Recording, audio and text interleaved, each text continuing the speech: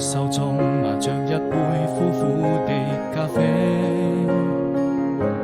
散發清潔香味。我的心還在期待着誰，想問這個世界哪裏是最美？是否愛情都會讓人沉醉？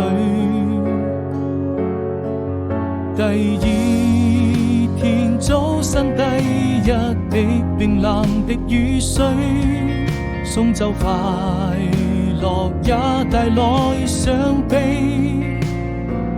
那晚風就像你為我留下祝福的眼淚回來，再給我安慰，再說